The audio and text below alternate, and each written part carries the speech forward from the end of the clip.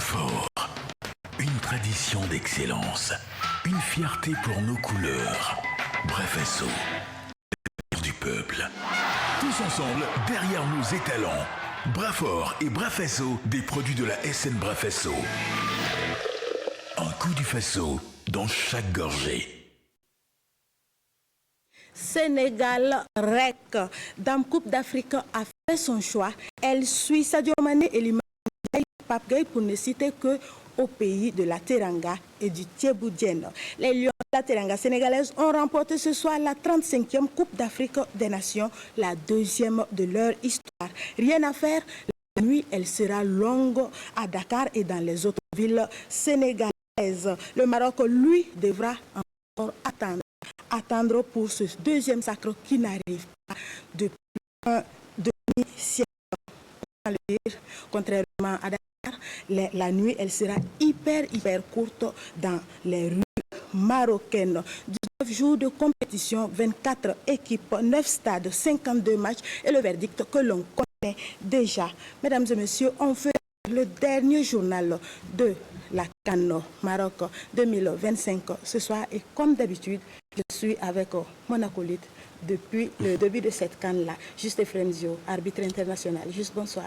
Bonsoir Mariam, bonsoir chers sportifs de la RTB.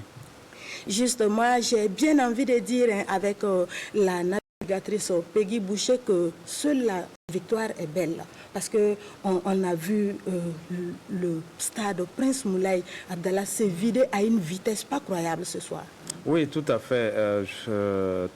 Le scénario qu'on a surtout vu fait que cette victoire est d'autant plus belle encore parce que personne n'avait imaginé un tel scénario. Je pense qu'à 90%, on voyait l'équipe locale repartir avec la coupe. J'allais dire réussir à remporter enfin sa coupe qu'elle a organisée brillamment.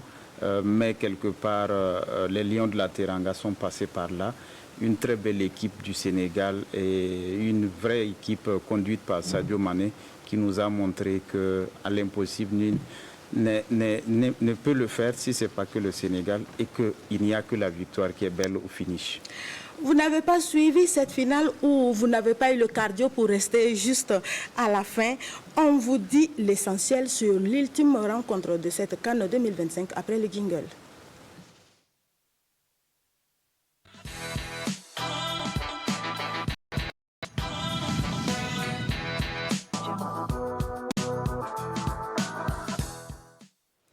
On le disait, deuxième sacre continental pour la bande à Sadio Mané. Au bout d'une soirée et d'une finale folle et homérique, le Sénégal a remporté l'ultime bataille de la 35e Coupe d'Afrique des Nations. Les Lions de la Teranga ont climatisé le stade Prince Moulay Abdallah de Rabat au bout de 120 minutes de jeu. Un pénalty marqué pour le Maroc et une et unique réalisation pour Pape Gueye qui place le Sénégal sur le toit de l'Afrique. Le Sénégalais vous est compté par Mamadi Ouena.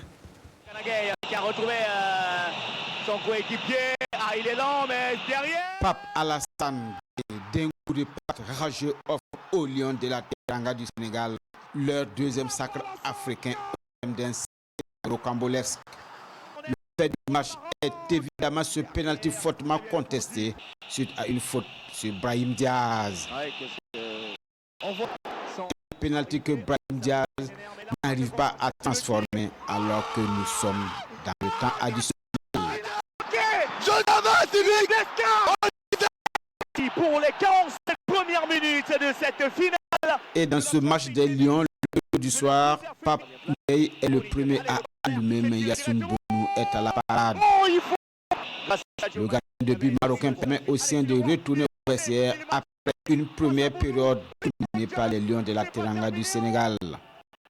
La seconde période voit des Lions de l'Atlas du Maroc au mieux et le jeu se rééquilibre. Attention, la frappe et l'envolée.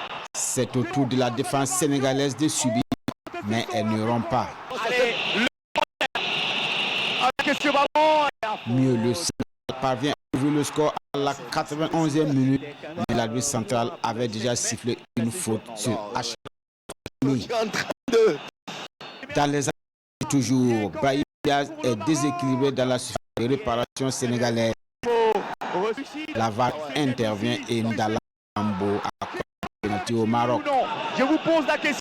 Les Lions de la Teranga du Sénégal crient à l'injustice, mais finalement, grâce à Sadio Mané, les Sénégalais reviennent à de meilleurs sentiments et il leur en a pris. Brahim son Paneka et offre une seconde chance au Sénégal. Son coéquipier. Une chance. Ngel transforme en or avec ce but de la 14e minute dans la première partie des préparations. Le Maroc ne pourra plus revenir dans la partie. Derrière. Ah oui. Le Sénégal s'offre son deuxième trophée et la malédiction continue pour le Maroc qui, après 1988, rate encore le trophée en tant que pays organisateur. L'histoire retient que le Maroc a perdu ses deux finales de Cannes 2004 et 2025. Le trophée de 1976 étant remporté dans une formule de championnat sans une finale proprement dit. Leur deuxième sacre dans l'histoire. Juste, le Maroc, il faut pas, on n'a pas besoin d'être clair pour le dire. Le Maroc qui tombe de haut ce soir. Oui, énormément de haut parce que je pense que tout était réuni ce soir pour que la nuit soit belle, pour que les nuits de Rabat, de Marrakech, de Tanger et j'en passe, il ne soit qu'une soirée de liesse. Malheureusement, ça sera une soirée de tristesse. Il faut reconnaître que c'était déjà les deux meilleures équipes, mais le Sénégal au finish s'est montré la meilleure. C'est vrai que le Sénégal partait un peu handicapé avec deux joueurs suspendus, mais le Sénégal, dans le déroulé du match, s'est procuré les meilleures occasions. Le Sénégal a été beaucoup plus incisif et le Sénégal a su rester très fort.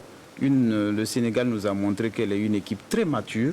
Voilà, elle nous a montré que les victoires contre le Brésil et contre l'Angleterre ne sont pas des victoires volées. C'est vraiment le fruit du travail. Et Pape Thiaw nous montre aussi que l'expérience du CHAN n'était pas usurpée et qu'en prenant la relève de Cissé, il mérite vraiment d'être à la tête de cette équipe. Parce qu'il a su oxygéner l'équipe entre un mélange de jeunes et d'anciens. Vous avez vu que la transition est en train d'être bien faite. Des joueurs comme Kalilou Koulibaly, Sadio Mané, Gana Gueye et Edouard Mendy peuvent se retirer tranquillement avec le sentiment du devoir accompli parce que la relève est déjà pratiquement assurée. Chacun a eu son temps fort dans ce match-là qui, comme on l'avait prévu, a été beaucoup tactique. On a vu que le Sénégal, déjà à l'échauffement, avait perdu Crépin Diatta. Ça s'annonçait mal, mais il y a eu Antoine Mendy qui est rentré, un jeune également, qui a été sorti du banc pour combler ce vide-là. Et le Sénégal qui monte sur le terrain avec un 4-3-3. Walid Regragui également qui vient avec un 4-3-3 avec El Anoui en piston et une attaque également qui a été décomposée. Match tactique vers la fin et les premières occasions pour le Sénégal. Oui, les deux entraîneurs étaient conscients que celle qui encaisserait, l'équipe qui encaisserait la première allait perdre et de toutes les manières le Sénégal nous a montré que le Maroc a encaissé la première et finalement elle a perdu. Et ils étaient conscients aussi que tout allait se jouer sur des détails. La bataille au milieu du terrain allait être la clé du match. C'est pour ça que chacun a essayé dans la mesure du possible de bétonner le milieu de terrain, de pouvoir prendre le dessus. Et vous avez vu qu'au cours du match, les deux entraîneurs ont changé de système où le Sénégal est passé en 3-5-2 pour renforcer son milieu de terrain, changer carrément tout le côté droit de son équipe. L'entraîneur sénégalais a réalisé et immédiatement l'entraîneur marocain a répliqué en faisant aussi de même pour que les deux équipes étaient très proches et comme on l'a dit, ça s'est joué sur des détails. Malheureusement, le scénario, c'est beaucoup plus la troisième équipe, j'allais dire l'arbitre censé les départager, qui s'est illustré négativement dans cette période. Sinon, la meilleure équipe au finish sur le terrain l'a gagné parce que sportivement, elle a su prendre le dessus. Et moi, j'ai bien envie de dire que Sadio Mané, il est le leader qu'il pense être. Parce que sur ce match-là, sans lui, qui s'est montré un véritable leader, un Sadio Mané en taille patron qui referme sa page africaine, peut-être, parce que ce n'est pas confirmé, on ne le sait pas d'abord. Il l'avait annoncé, mais on ne sait pas d'abord, mais qui referme sa page africaine avec grandeur. Oui, tout à fait. Je pense que déjà, il est venu sur la pointe des pieds parce que sa sélection avait été décriée. Il ne faisait pas une très bonne saison en Arabie Saoudite, mais Pape Thiaw l'avait expliqué pourquoi il l'a fait venir. Il avait besoin de son expérience, il avait besoin de son vécu dans les vestiaires, il avait besoin de sa maturité. Vous l'avez vu, déjà contre l'Égypte, c'est après son but, c'est lui qui a demandé à ses partenaires de se calmer. Il a fait le signe en disant ça se passe dans la tête. Oui. Ce soir en finale, c'est lui qui ramène ses coéquipiers qui étaient découragés, qui étaient révoltés contre la décision prise par l'arbitre, et il leur a dit revenez, ce n'est pas encore fini. Ce qui est sur cette coupe-là, on la gagne. Donc, je pense que par son charisme, par son leadership et par ce qu'il a réalisé, c'est naturellement tout le mérite. Et vous avez vu la symbolique qui a été faite. Ça veut dire que Pape Gueye a passé le brassard à Kalilou Koulibaly, qui a passé le brassard à Sadio Mané. Donc, sans même porter le brassard durant toute la compétition ou de façon non officielle, ça montre que c'est un capitaine et ça montre que c'est un meneur d'hommes. Et c'est lui qui a soulevé cette coupe-là. Maintenant, je pense qu'en sortant une prestation XL de cette manière, la Coupe du Monde pourrait être l'apothéose pour lui. Sinon, vous savez qu'en football, tout va vite. Il suffit juste d'une prestation décriée et mal réalisée et que le public sénégalais va tomber à bras raccourcis sur Sadio Mané. Le héros d'hier risque d'être le zéro d'aujourd'hui. Et la série de 39 matchs sans défaite à domicile du Maroc qui s'arrête net, un stop. Et malheureusement, ça tombe sur cette finale-là que le Maroc perd. Pour rappel, le Maroc n'avait plus perdu sur son sol depuis le 14 novembre 2009. Et c'était justement face au Cameroun en éliminatoire de la Coupe du Monde 2010. Et aujourd'hui, coup de frein. Oui, quelle que soit la situation, vous savez que les records sont faits pour être battus et les Marocains savaient qu'un jour ou l'autre, la défaite viendrait. Ils n'avaient pas souhaité, ils n'auraient pas du tout aimé que ça soit ce soir. Mais Dame Coupe et les dieux du football en ont décidé autrement. Mais c'est aussi une grande leçon d'expérience parce que au-delà du résultat sportif, le Maroc a su hisser l'organisation de la CAN à des standards de la Coupe du Monde. Voilà, tout le monde reconnaît que la sécurité, les transports et l'hébergement, tout de façon générale, la logistique organisationnelle, le Maroc l'a réussi. Il n'y a que le résultat sportif qui n'a pas marché. Et comme Regragui l'a dit, la seule erreur, c'est le fait de n'avoir pas ramené le trophée après 50 ans, mais ils vont continuer à travailler parce que le Maroc est sur une bonne dynamique, quoi qu'on dise. Le Maroc est champion du monde junior en U20. Voilà, le Maroc a une très belle génération. Ils ont été finalistes des Jeux Olympiques.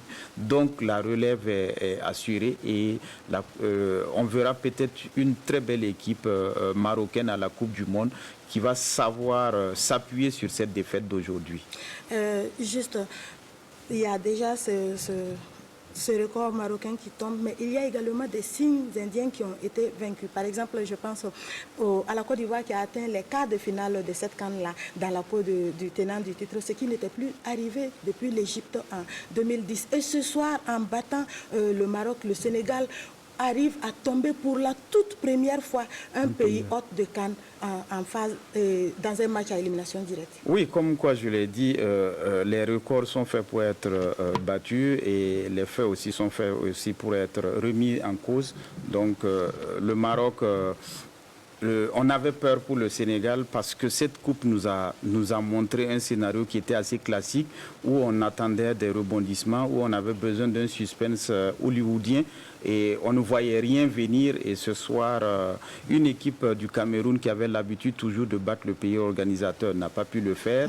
On est resté sur notre faim. Une équipe du Sénégal qui n'a jamais pu battre le pays organisateur. On se disait que les pronostics n'étaient pas en faveur des Lions de la Teranga et une équipe des éléphants aussi qui a su remettre en cause sa participation parce que quelque part le vainqueur de l'édition précédente n'arrivait pas à aller loin. Donc ce sont autant de faits qui vont marquer cette CAN-là, comme bien d'autres belles histoires ont toujours marqué l'histoire de la CAN et du football africain. Allez, on y va pour la dernière action du jour du journal de CAN. On va à la pub. En attendant, vous sortez vos loupes. Brafort, une tradition d'excellence, une fierté pour nos couleurs. Brefesso, la bière du peuple. Tous ensemble, derrière nos étalons. Brafort et Brafesso, des produits de la SN Brafesso. Un coup du faso dans chaque gorgée.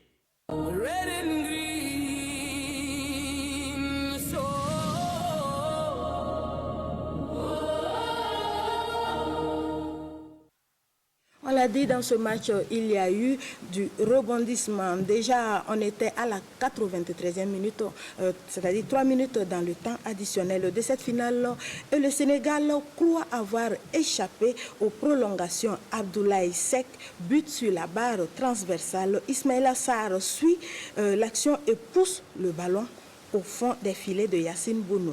Mais l'arbitre congolais Jean-Jacques Ndala avait déjà sifflé faute au départ pour une poussette sur Achraf Hakimi. Le but est donc invalidé. Une décision qui frustre le Sénégal, mais ce n'était pas encore le point de basculement de cette soirée de finale. Sur une action de corner à la 98e minute, El Hadj Malik Diouf ceinture Brahim Diaz, l'attaquant madrilène, réclame à corps et à cri un penalty.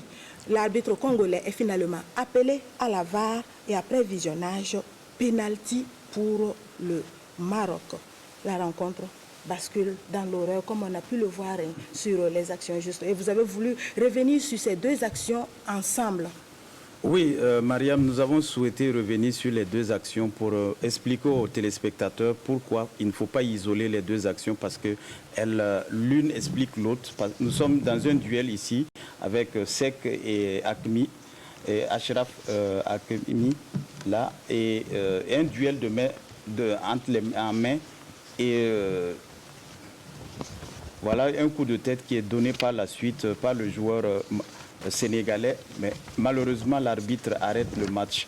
Et dans la continuité de la phase de jeu, le Maroc obtient un corner et le défenseur sénégalais qui ceinture Brahim Diaz et qui joue le ballon.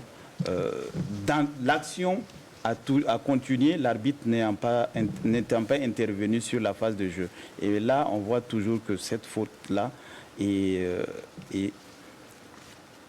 donc, dans la gestion de cette phase de jeu-là, ce que nous voulons dire aux téléspectateurs, c'est que là, ici, après avoir visionné, il n'y a pas du tout de faute. Donc, le coup de sifflet de l'arbitre n'est pas approprié. Il n'aurait pas dû arrêter la phase de jeu. Et ce qu'on peut dire aussi, c'est qu'il ne peut pas aller voir la VAR parce qu'il a déjà arrêté le jeu. Et ensuite, ici, c'est le joueur marocain, sur pratiquement une injonction du joueur marocain, qui a passé le temps à crier, qui a passé le temps à mettre le public contre l'arbitre, qui oblige la VAR à aller voir la phase de jeu et pour mettre fin à l'action. Ce que l'on veut expliquer à nos téléspectateurs, c'est vrai que c'est des deux actions isolées, mais l'une étant la conséquence de l'autre.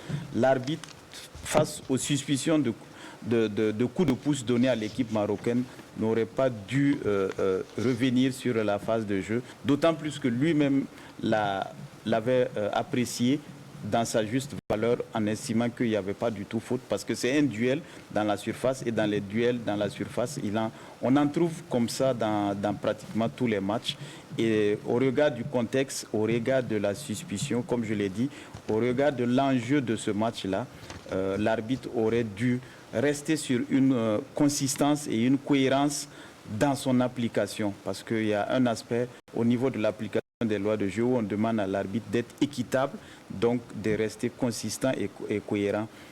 Malheureusement, Jean-Jacques Ndala n'a pas pu être à la hauteur. Donc c'est l'explication que nous avons voulu donner aux téléspectateurs ce soir et leur dire que ce fut un plaisir pour nous de pouvoir les éclairer durant toute cette phase de compétition. Et on vous remercie pour tous vos éclaircissements que vous avez pu nous apporter depuis le début de cette CAN. Pour en revenir à cette rencontre, on sait que pour les deux équipes, autant pour le Maroc que pour le Sénégal, l'échéance prochaine, c'est déjà dans un peu moins de 6 mois. On parle de la Coupe du Monde qui débute le 11 juin prochain. On sait que le Sénégal, en venant sur cette CAN-là, il y avait des certitudes, il y avait des noms qu'on savait qui n'allaient pas manquer. On l'a déjà dit, je pense à un Sadio Mané, à Kalidou Koulibaly, à un Edouard Mendy, mais on a eu l'occasion de voir des jeunes qui sont vraiment en train de monter en puissance. Je pense notamment à Ibrahim Mbaye, 17 ans, sociétaire du PSG, qui est justement le plus jeune buteur de cette CAN-là, âgé de seulement 17 ans. On a pu voir un gars aussi comme Mamadou Sarr et bien d'autres jeunes qui sont en train de monter. La Coupe du Monde, je l'ai déjà dit, c'est juste à côté des certitudes pour le Sénégal et des révélations. Oui, tout à fait, parce que je pense que les deux équipes sont conscientes que d'abord au niveau du Maroc, il faut un renforcement. Je pense que le Maroc est dans la politique des binationaux comme le Sénégal, mais le Maroc un peu plus avec Brahim Diaz et autres. Et cette équipe du Maroc avait besoin de cette CAN pour véritablement se jauger, véritablement savoir quel était son niveau. Parce qu'après la Coupe du Monde 2022, elle est passée à côté lors de la CAN en Côte d'Ivoire. Et cette CAN devait être le révélateur. Au niveau du Sénégal, c'était une équipe qui était un peu à l'usure, un peu en train d'être fatiguée avec Salif Cissé, l'entraîneur précédent, et malheureusement qui a été démis. Et son successeur injecte du sang neuf, comme on l'a dit précédemment, parce que conscient que c'est une fin de génération, conscient qu'il a beaucoup de joueurs trentenaires. Quand vous prenez un joueur comme Pape Gueye, Gueye qui devient un taulier, mais déjà pratiquement à 22 ans ou 23 ans. Quand vous prenez des joueurs comme Kalilou, 34 ans, 35 ans, Sadio Mané, 33 ans, voilà, Edouard Cissé de la même trempe.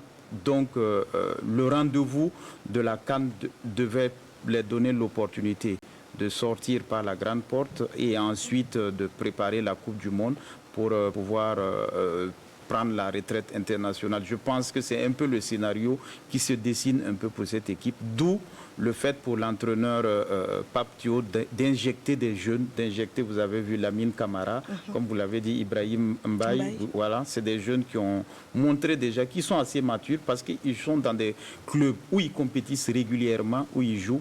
Donc ils ont pu prendre de la bouteille parce que jouer 7 matchs de CAN, être dans un groupe qui devient champion d'Afrique, c'est énormément d'expérience pour ces jeunes-là et ça va les servir pour les générations futures. Et après le reconfort, après l'effort plutôt, il est temps de parler du reconfort. Qui gagne le vainqueur de la CAN Maroc 2025, notamment le Sénégal? 5 milliards de francs CFA.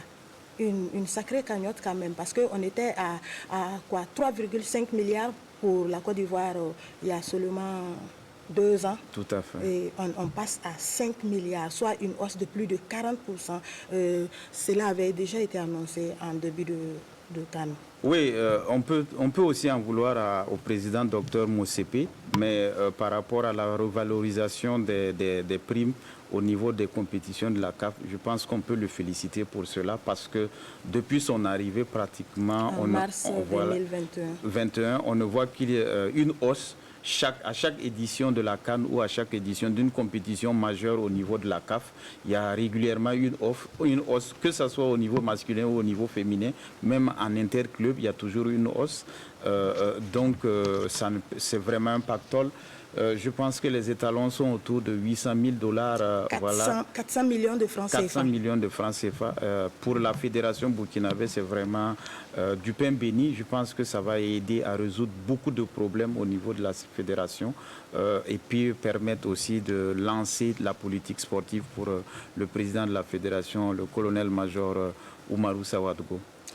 Et comment les supporters marocains, sénégalais et même ceux qui ne supportaient personne ont vécu cette rencontre ici à Ouagadougou? Élément de réponse, mais avant la pub. Waouh! Enfin un local idéal pour mes affaires. Comment faire pour équiper tout ça? Calmez-vous, Somaf est là. Somaf, votre spécialiste de matériel informatique, de matériel de bureau, d'électroménager de qualité supérieure à des prix défiant toute concurrence.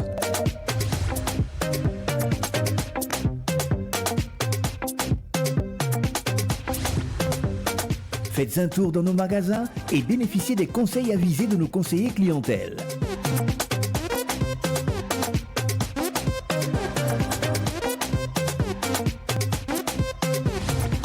Somaf Informatique, le meilleur de la technologie. Comme pour leurs compatriotes restés au pays, c'est la douche froide pour les Marocains vivant au Burkina Faso et qui, eux également, attendaient ce deuxième sacre continental si proche, mais qui a fini par filer d'entre les doigts des lions de l'Atlas. Retour sur une fin de finale morose avec Alain Didier Compaoré. Je tiens tout d'abord à féliciter l'équipe du Sénégal. Voilà, le match a été très intense, beaucoup d'occasions de part et d'autre. Et finalement, c'est le Sénégal qui l'a emporté, donc on tient à le féliciter vivement. Voilà, pour l'exploit. Merci. Je supportais le Sénégal et je suis très contente, très fière. Ils ont bien mérité. On était venus pour gagner, on a gagné. Ouais, parce qu'ils avaient fait sortir les drapeaux, mais tout est rentré.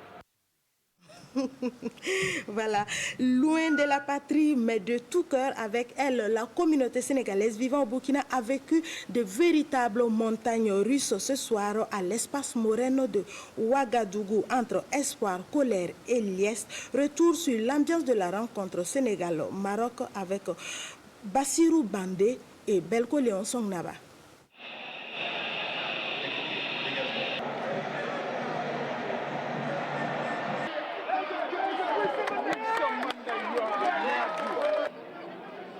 Le terrain, vos densités gros.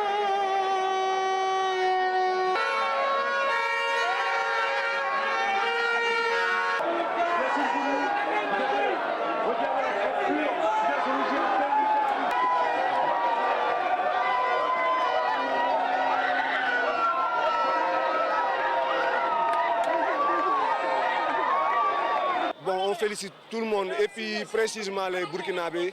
Nous sommes des fils adoptifs du Burkina. Vraiment, on a vu l'accueil. Vraiment, on est très contents. Aujourd'hui, je n'ai pas les mots, je ne peux pas aller loin. On est très contents. On est contents d'être sénégalais aujourd'hui. On est contents, on est fiers. On est fiers. On est champion d'Afrique, champion d'Afrique.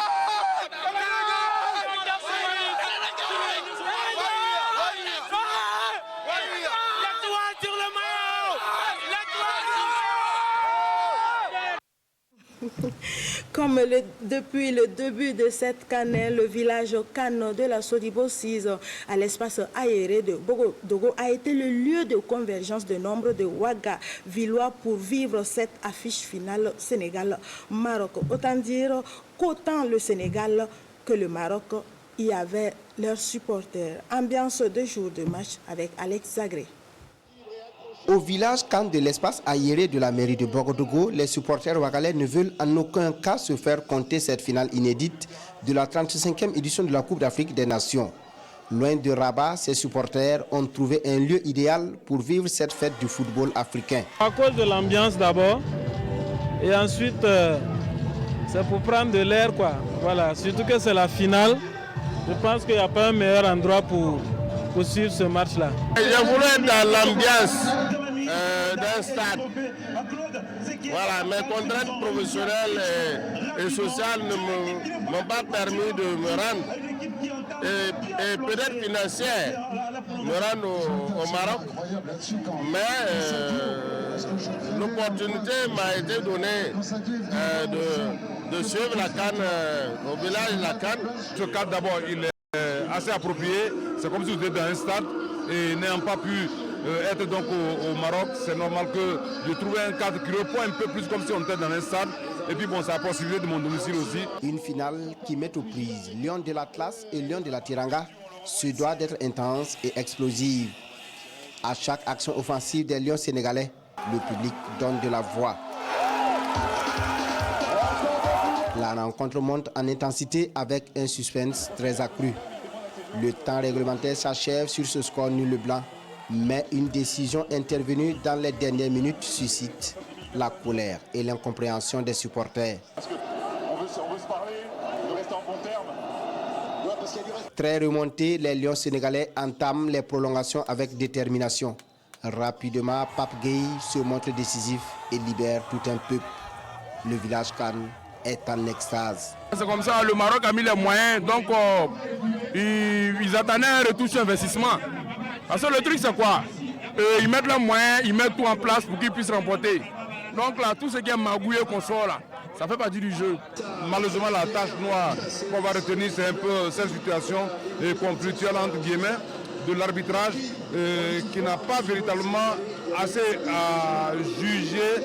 Comme on le dit en arbitrage, c'est un peu l'aspect psychologique qui a manqué un peu à cet arbitre. Parce que pour avoir refusé une situation de but considérée litigieuse, dans la même situation, il aurait pu refuser par exemple le penalty qui était dans un contexte de bousculade. C'est vrai qu'il y a la faute. Très belle finale. Et aujourd'hui, grâce au Sénégal, on a pensé que les choses doivent changer à la CAF. Voilà, les mentalités vont changer et il faut qu'il y ait des réactions comme ça pour que les gens sachent que le football, c'est du concret, c'est de nature. Solide et discipliné, le Sénégal gère son avance. Au coup de sifflet final, ce sont les Lions de la Teranga qui accrochent une deuxième étoile sous les ovations d'un public en liesse au village Cannes de Borodgo. Juste, d'aucuns pensent que les plus grandes stars de cette Cannes, cette 35e levée, ce sont les arbitres. Est-ce que la VAR n'est pas censée vous faciliter, vous êtes arbitre, est-ce que la VAR n'est pas censée vous faciliter la vie? Oui, tout à fait. La VAR est censée résoudre tous les problèmes qui interviennent, surtout que l'arbitre ne peut pas tout voir. Le seul bémol seulement que je peux dire, c'est que c'est l'utilisation qu'on en fait de la VAR. Au lieu que ce soit un outil sur lequel les arbitres doivent s'appuyer pour les aider à prendre des décisions, les arbitres se reposent désormais sur la VAR et arbitrent maintenant avec la VAR. Et c'est ça qui fait que cela fausse le résultat. Sinon, de façon générale, la VAR est là pour aider, pour permettre à l'arbitre de résoudre certaines situations. Mais depuis que la VAR est rentrée, surtout lors de cette compétition, les arbitres se sont reposés uniquement que sur la VAR pour arbitrer. C'est le seul regret pour moi, de façon générale, sur la prestation de l'arbitre, sur la prestation des arbitres et de l'arbitrage. Sinon, l'organisation, je pense qu'elle a été XL, comme vous l'avez dit. Le Maroc a mis les petits plats dans les grands pour relever le défi, en faire vraiment une fête africaine et mettre les standards organisationnels de la CAN à un certain niveau. Tout le monde ne pourra plus organiser la CAN, ce n'est plus donné à n'importe qui. Ce que l'on a vu aussi sportivement, c'est qu'il y a eu un nivellement par le bas. Voilà, il n'y a plus de petits poussés, il n'y a plus de petites équipes. Donc c'est ce que l'on va retenir et aussi retenir que nos étalons sont sortis par la petite porte. C'est un grand regret. Merci à vous, Juste Ephraim Zio, pour votre accompagnement et votre expertise tout au long de cette 35e Coupe d'Afrique des Nations. Ce fut un plaisir. Voilà, la boucle est bouclée. Et on va retenir que celui qui se bat pour quelque chose, c'est pour lui la chose. Tout le service des sports de la RTP ainsi que l'équipe de réalisation du jour conduite par Moussa Saint-Paul s'est jointe à moi pour vous dire merci pour votre constante fidélité tout au long de cette CAN et bonne reprise. L'information sportive revient dès demain dans Intégral Photo avec Jérôme Tiendrebeo. En attendant, bonsoir chez vous. Brafort, une tradition d'excellence, une fierté pour nos couleurs. Brafesso, la bière du peuple. Tous ensemble, derrière nos étalons. Brafort et Brafesso, des produits de la SN Brafesso. Un coup du Faso dans chaque gorgée.